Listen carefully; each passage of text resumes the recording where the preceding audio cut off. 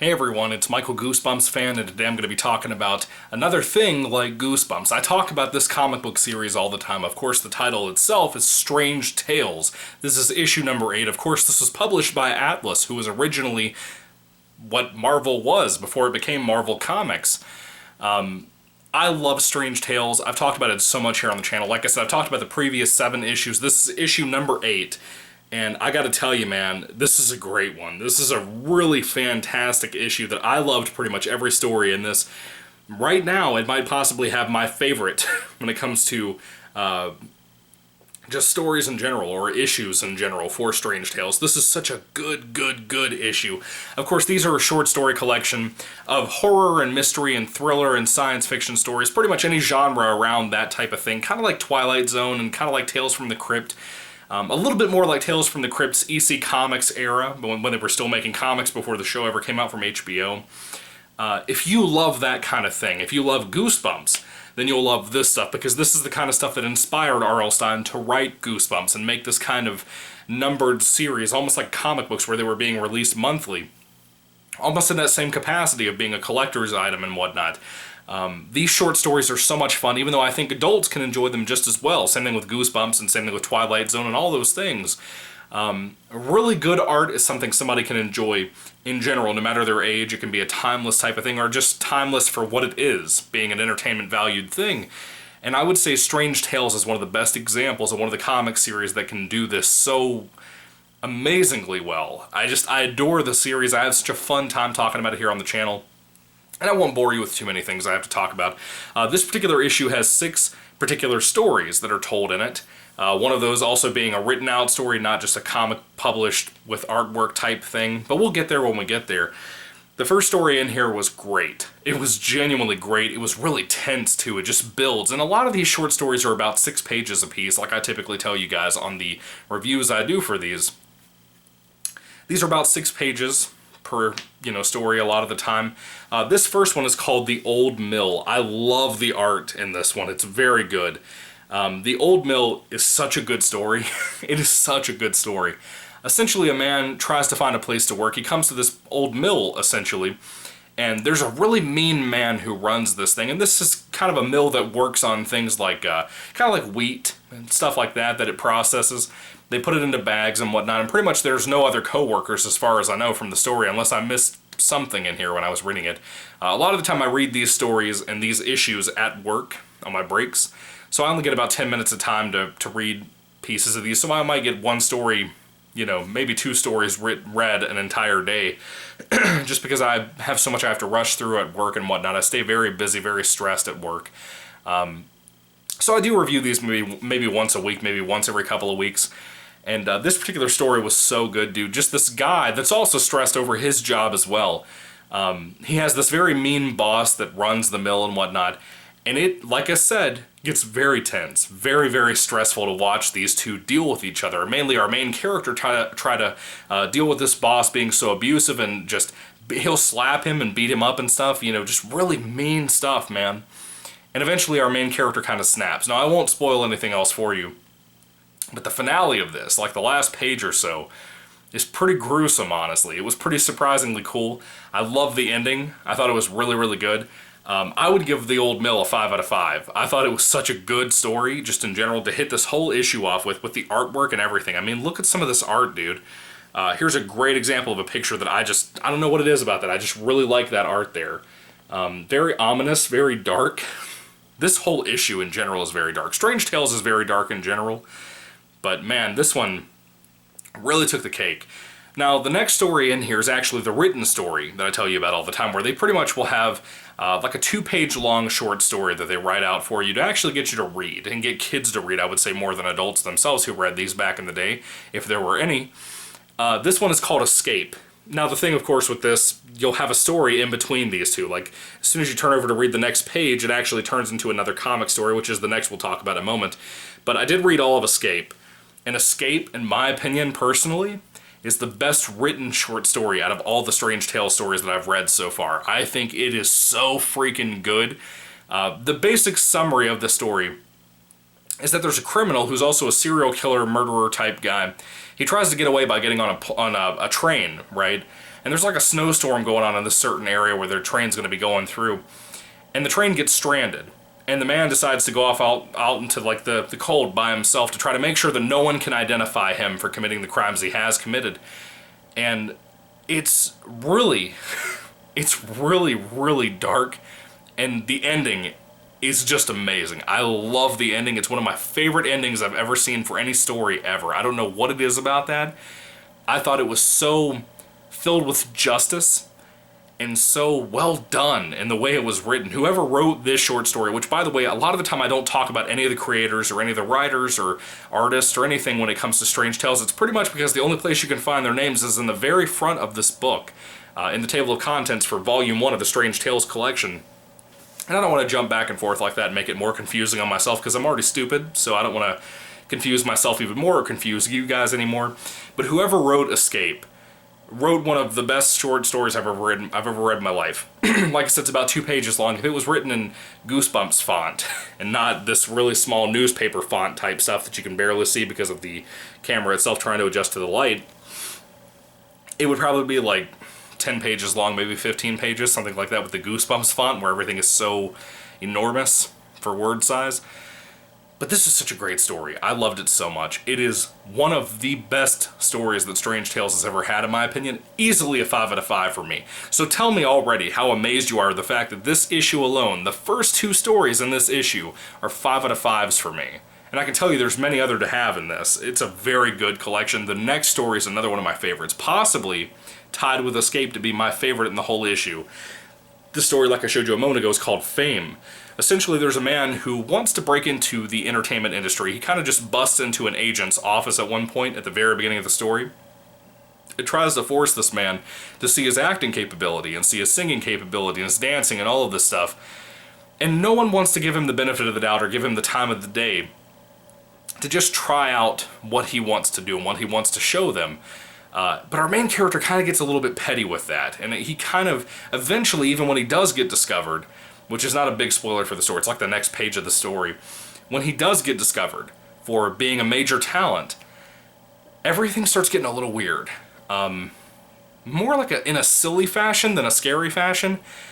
But I will tell you this, the twist at the end of this story, and like the last panel, not the last page, but the last panel of the book, of the issue, short story, whatever, is one of the most shocking comic book twists I've ever seen in my life.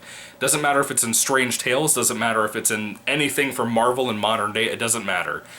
I was so shocked when I read the end of this. My mouth just dropped open. I think it's one of the best, most well-executed, shockingly out-of-nowhere endings. If you've seen the short story collection film, the anthology film, called Christmas Horror Stories, I think that's the title of it. The cover of the film has Santa Claus and Krampus fighting, which, by the way, I love the movie. I recommend it to you. I might try to check that out again this year, God willing, and do a review here on the channel for that, because it's a thing kind of like Goosebumps. It's an anthology film, kind of like Creepshow and all that. But anyway, if you've seen that film, you know how at the ending of the movie, the very, very end, you're just dumbfounded by how shocking the big reveal is at the end of the movie. Again, one of the 5 stories out of that has kind of a beginning and ending to it throughout the movie. But the big reveal, the last big reveal twist at the end of that movie is shockingly just mind-boggling, right? You don't expect it. Like, your mouth drops open because you don't know what to think of what you just found out with that movie. That's the way this short story was. Fame is such a great story and has such a good moral to it and a good message to it about how we treat other people. And it's not as simple as you think it was about, you know, this guy who's talented, nobody wants to hear him out.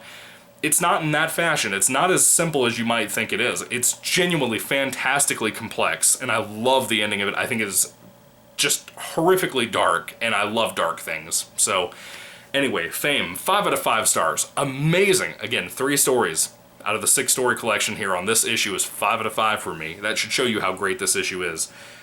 Again, I recommend, just in general, these stories. If you haven't checked out the Volume 1 collection of Strange Tales, you should. It's great. It is absolutely one of the best comic book series I've ever read in my life. I'm totally addicted to it, and I try to read it as much as I can, but I'm trying to get better about also reading my Bible more.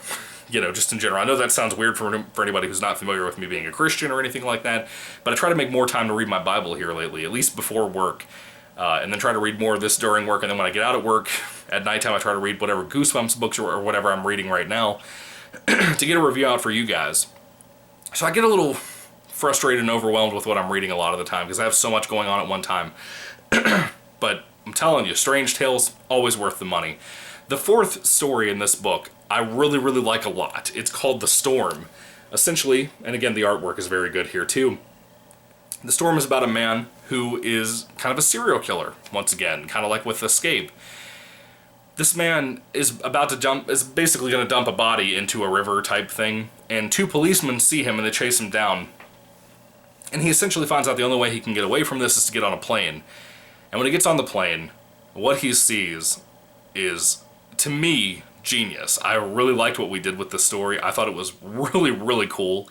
Very eerie when you see what he has to deal with, like the actual visual of those things. Again, the artwork is very underappreciated with these comics in general, but especially with that particular story. I thought the art was so good and so suiting for the visuals of what this man encounters, this serial killer man that he encounters on the plane.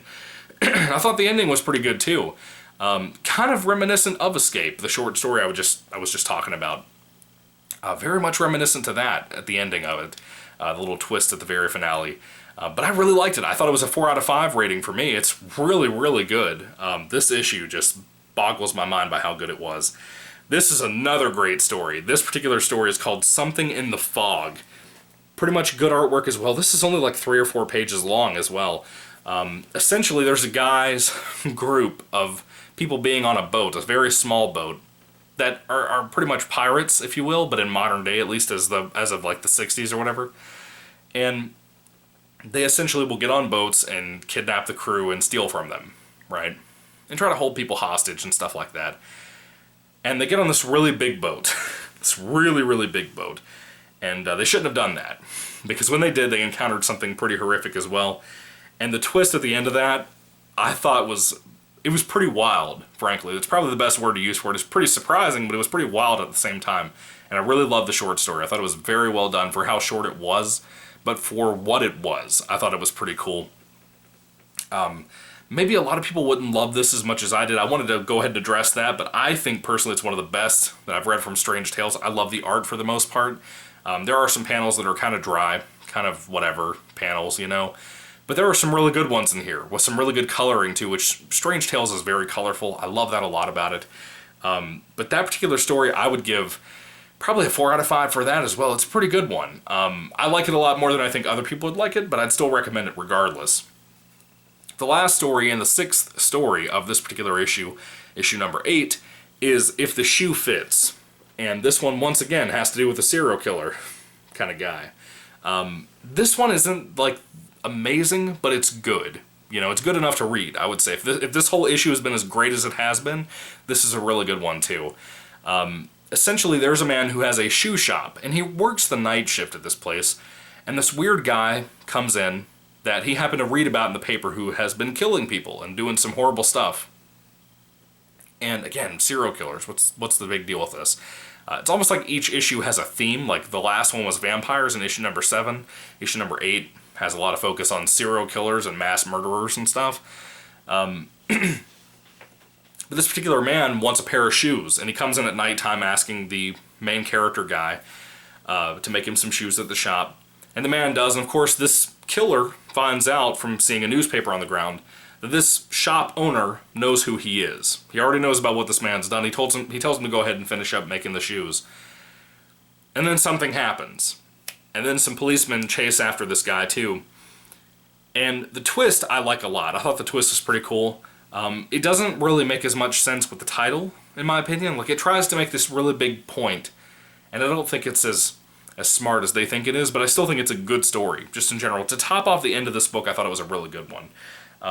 If I had to rate that story, I would probably give it like a 4 out of 5. You know, it's pretty good. It's like a low 4 out of 5, but it's still a 4 out of 5. It has good art, a cool story, very fun finale, I would say. Kind of a really wild, wacky finale, but still good nonetheless. Yeah, I'd give it a 4 out of 5 for that. Like I said, man, Strange Tales issue number 8 is just impeccable. I mean, it might very well be my favorite issue at the current moment for this series. I mean, it is just so good. Just so, so good. If I ever get a chance at some point, God willing, to do like a top 5 or top 10 issues of Strange Tales before it ended up reaching the whole Doctor Strange thing, because that's what Strange Tales became when Marvel came around. When it changed from Atlas to Marvel, they started making it into the Doctor Strange books. That's what it was called, Strange Tales. And hopefully by the time I reach that, I can talk about all the issues, because they have pretty much everything digital as far as I know, from what I've looked into and investigated. And I would like to read all of these things, because I have a blast talking about this stuff. But anyway, what are your thoughts on this particular issue in total? I would love to hear what you have to say about issue number 8. It is so freaking good, man. I mean, these stories, the little summaries I gave to you, if you've had any interest at all in the Strange Tales issues that I've talked about on this channel so far, I'm telling you, check them out, especially if you love Goosebumps. That's what my whole channel is focused on. I wouldn't steer you wrong. I'm telling you, these are really good. I know it's hard to get into old comics and old ways of writing styles for old comics in general, because they always end sentences with exclamation points. You never see just a period. It's usually an exclamation point for the simplest things. And Stan Lee is the worst culprit of this, right? I love Stan Lee, but don't get me wrong. That dude always does that. But Strange Tales issue number 8, it's fantastic. If I had to rate this on a 5-star basis, it's really hard not to give it the ultimate, like, big rating, which would be a 5 out of 5. But it's not amazing in that sense. It doesn't deserve a 5 out of 5 because not all the stories are 5 out of 5. That's the only time you will ever see me do a 5 out of 5. If the whole issue is fantastic, it'll get 5 out of 5 from me. Even though my ratings are typically based on an enjoyability scale, this is still a great issue. It's probably, again, possibly my favorite. If I had to rate it on a 5-star basis, it would be a very high 4 out of 5 stars. It is so good. If you have not read this comic series, if you haven't read this particular issue of this comic series, if you've been reading through the volume 1 and you haven't gotten to this issue yet, you're missing out, man. This is a really good comic. Anyway, what are your thoughts if you happen to be reading these, or if you're keeping up? What are your thoughts on my review? I'd love to hear what you have to say, guys. Are you reading these with me as I review them and whatnot? I'd love to hear what you have to say down below, guys. Thank you for watching, and may the Lord Jesus Christ bless you guys today, and goodbye.